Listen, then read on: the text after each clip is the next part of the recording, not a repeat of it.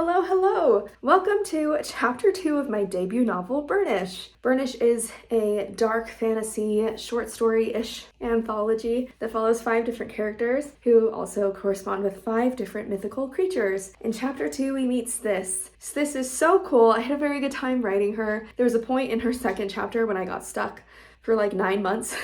Didn't write anything, but she definitely, I love her. She really amps up the story in a lot of ways. So I am very excited for you guys to meet her, and let me know what you think of her in the comments. You can buy Burnish over here at this link, and of course don't forget subscribe, comment, Patreon, all the things. And yeah, enjoy Chapter 2 of Burnish. Sthisce lifted the purple gladiolas to her nose and drew in a deep breath. They were just one of many florets in the crowded tent, but she'd always loved their smell, perhaps because they had been her sister's favorite. When Sthisce and Azieth were young, they had a wild habit of racing each other to the fields to pick fresh bouquets. Her gaze rose to the stout shopkeep behind the display, whose fine hair was thin and feathery, and whose weathered clothes were stained with dirt. His eyes were reminiscent of a night beetle, dark as navy ink, and Sthisce had been watching them from the moment she stepped into his booth. Though his attention wandered from citizen to citizen, he hadn't thus failed to rein it in just before it reached her. Sthisce raised her hand into the air, a flourish of the petals she held. "Clemency?" The man turned, and when his focus found Sthisce, he quailed. Her heart fell, followed by her hand. "How much?" "Sword lilies?" the man asked. 7 gold for 1, 12 for 2. By the sun. Sthisce looked down at the gladiolas. The fields outside the kingdom were burdened with them, but the subjects didn't know that. They carried on paying 7 gold for a single sword lily because they trembled at the very idea of stepping outside. She trailed her finger along the flower's delicate, spiking perianths. It was no matter. She could pick some of her own when she next ventured through the gates. She was fortunate to have magic that offered her more than enough protection to come and go as she pleased. She slipped the flower back into its overflowing canister. The shopkeep gave a sharp exhale and dabbed at his forehead with a handkerchief, and Sthisce peered at him, observing his hastened breaths and the moisture gathering along his hairline. "Are you well? I have an incantation that can help you." He gave a nod like that of a fearful animal. "Yes." She hummed. She shifted her gaze to the wooden displays in front of her, where silver and gold canisters were bursting with colorful bunches of flowers, blooms of pink and purple, yellow and orange, blue and white. The arrangements were truly remarkable. The shopkeep had an eye for his craft, and she wished she could walk farther into the tent. Even so, everywhere Sthisce looked, no one dared to look back. Everywhere she spoke, they feared her words. Everywhere she walked, they distanced from her, and this tent was no exception. She was not heedless to their fear of her. She saw it the moment she returned to the kingdom 7 mornings prior, when heads turned away and voices became whispers. The people didn't understand the dark of her magic, so they turned to fear. But there was light in her magic too, spells that could heal and amend, succor and calm. Perhaps they couldn't see it, or perhaps they didn't want to. Sthisce took a soft breath and stepped back. She had no desire to disturb the children and families who stood farther back in the booth, pointing at blooms and giggling, putting stems in each other's hair. "Lady Ezrin, good day to you." "Well met, Sir Emric. Thank you kindly." Ezrin's voice floated through the tent like a warm breeze, a bubbling brook that brought a smile to Sthisce's face. Ezrin had sounded like her mother before Sthisce left, but 14 months away had brought even more of Azieth to Ezrin's voice. "My lady," another voice said. "My lord." "Please, do spare the pleasantries." "Please, do allow me to give you merit, my lord." Ezrin emphasized her last 2 words as if she were speaking to King Fendrel himself. The man chuckled. "If you insist." Sthisce turned, searching the tent for her sister's daughter, and those around her shrunk away. Eyes that had previously been staring now darted elsewhere. An ache bloomed in her chest. Sthisce's intention in apprenticing under an experienced magic was to learn more only for the sake of learning more. Never had she wanted to become something worthy of terror. She'd known the subjects of this kingdom their whole lives, but it was as if her time away had erased everything that came before it. "I'm looking for my Modridge, Sir Anselm," Ezrin continued. "Have you seen her?" The heels of Sthisce's shoes sank into the soft grass as she started toward the entrance, passing shelves full of delicate flowers and colorful petals, walking around laughing children and smiling patrons, all things Azieth would have loved.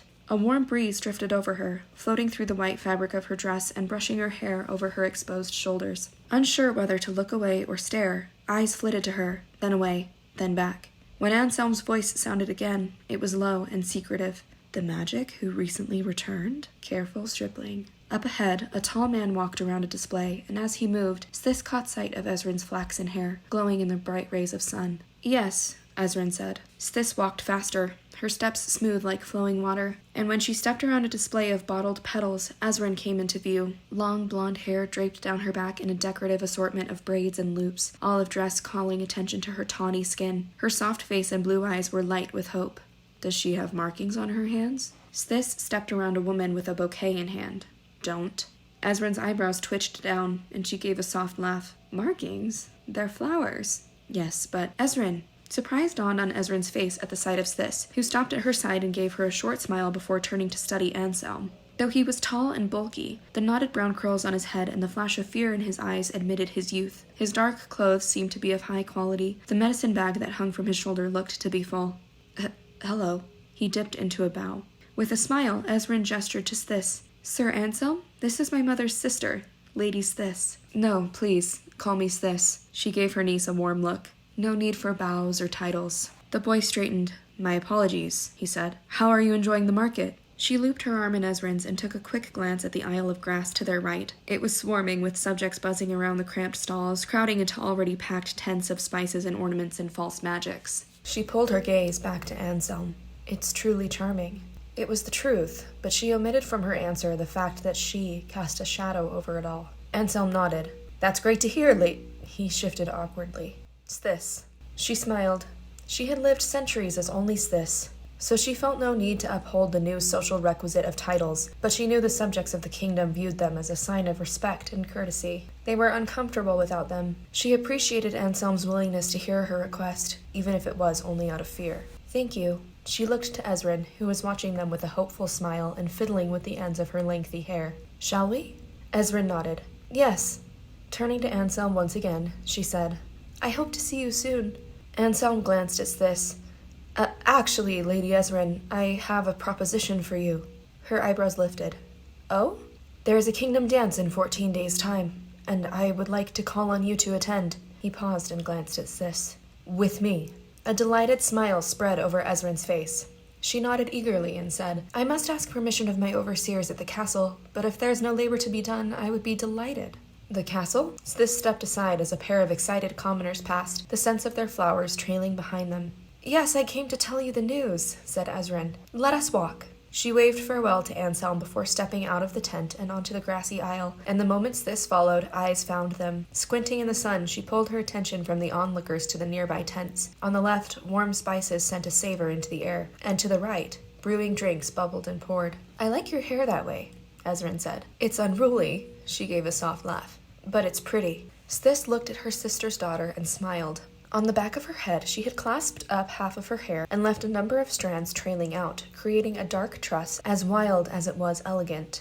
It was unruly by intention. Sthisce knew she was striking. Her appearance had always stolen regards, and she enjoyed when people thought her beautiful, or even tempting. But that wasn't why she fashioned her hair in such carelessly graceful ways and wore shoes with heels when all the other women didn't. It wasn't why her dresses stopped just below her knees or exposed her shoulders or her back. Sthisce dressed in a way of gentle power. She carried with herself a serene freedom. She was a quiet reminder to all those she encountered that some cannot be controlled. Thank you. Despite how jagged the words felt, they sounded smooth and elegant, and as much as others couldn't hear her pain, Sthisce hoped they couldn't see it. So, what is your news?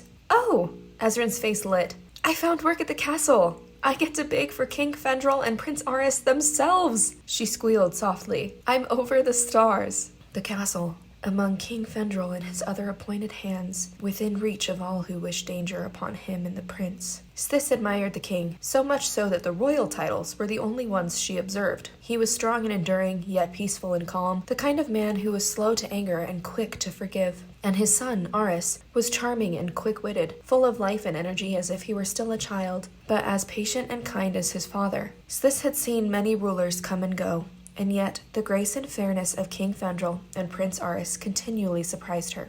But Stisce's mentor didn't take kindly to the king, or to anyone he favored. And now, he favored Ezrin. Still, she managed to smile. Ezrin had been working for a post like this since she was young. She deserved it. That's wonderful, Ezrin. Ezrin beamed. Isn't it? Sthisce caught the scowl of a passing older gentleman, and she pulled her attention from him with skin growing warm. When do you begin? On the morrow. They were nearing the end of the footpath, growing ever closer to the towering castle ahead, and for the first time since she had returned, Sthisce drew her eyes up to it. She took in the opulence of its blue spires and sharp peaks and pristine marble turrets, and she hoped its walls would keep Ezran safe. "I'm glad for you." Ezran clasped her blue coin purse in her hands. "Thank you."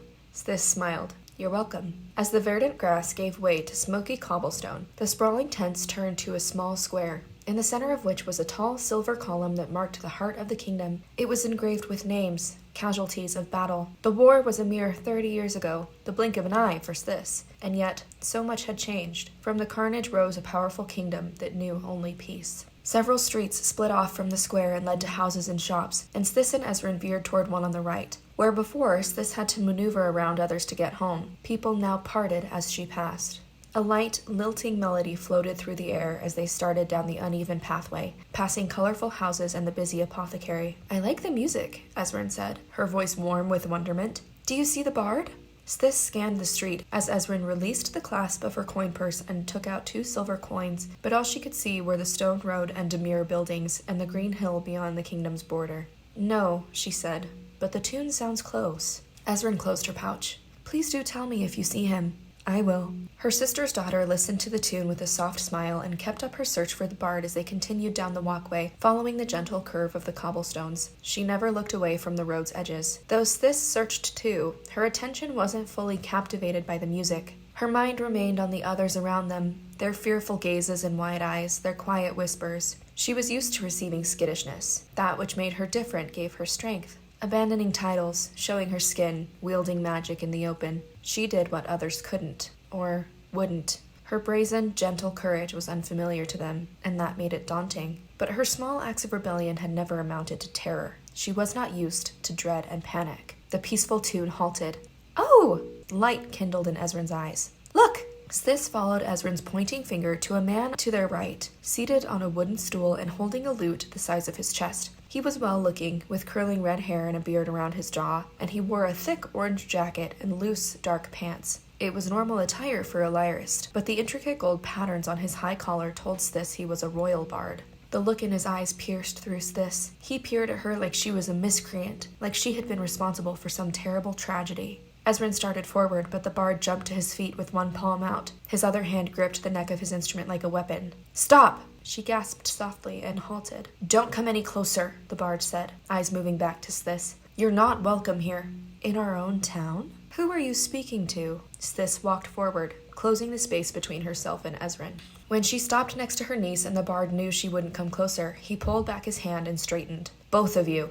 "But I have coins for you." Ezran extended her hand, brandishing the 2 silver pieces in her palm. "Keep them," he spat. Though she was full of flame, Sthisce kept her voice even and calm. "Dear minstrel," she said, "you come from the castle, and yet you play on our way. If any of us is not welcome, it's you." "Sthisce, it's all right." Ezran opened her coin purse again. "We can continue home." Sthisce watched the bard as he stood there, stiff and avoiding her eyes. It wasn't all right, but she quelled her anger and said, "Yes, let's." She turned on her heel and kept walking, and Ezran slipped the coins back into her purse as she followed. They fell in with 2 soft chimes. "I apologize," Sthisce said. "Perhaps you can find him tomorrow." "Maybe, but he saw us together."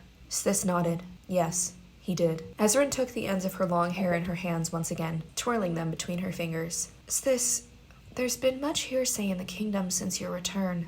About you and your magic." Again, Sthisce nodded. "I know." "Have you heard?" Ezran said. "What they're saying?" She took a deep breath. "Yes. They say the magic your mentor taught is dark." Ezran looked troubled, twisting her hair between her fingers with her eyebrows pulled together. "They fear you." The words were like a dagger to Sthisce's heart. Sthisce glanced down at her ornamented hands. Yes, she didn't want to be feared, but she couldn't change the way the townspeople saw her magic. Even if she did good, they would remain afraid. Fear was a powerful thing. But their distress was becoming Ezran's. Sthisce could see it in the way Ezran avoided her gaze. "Do you believe them?" Ezran glanced up. "What?" Sthisce gave a small smile. "Do you also fear me?" She shook her head, looking back at the street and the houses lining it. "No," she said, though she sounded unsure. "I know you're not evil. I think dark magic is only dangerous if someone dark is wielding it." Sthisce nodded. "I agree. But if someone good uses dark magic, can the magic turn them dark?" It wasn't possible for magic to change its wielder. The wielder was the one who changed the magic. I'm not what they should fear. No, she told herself it was true, and it was. But despite her surety, a hushed voice in the back of her head said, "For now." So there it was. I hope you guys loved it. Let me know what your favorite part was down in the comments. Please share Burnish if you know of anyone who would enjoy it, find it cool. It's my pride and joy, and I had such a good time writing it and an amazing time publishing it. And I'm so happy that it's out in the world for everybody. So yeah, I hope you enjoyed chapter 2. I hope you thought all the characters were cool. If this has intrigued you, here's that link again. And I will see you guys in the next one. Happy trails.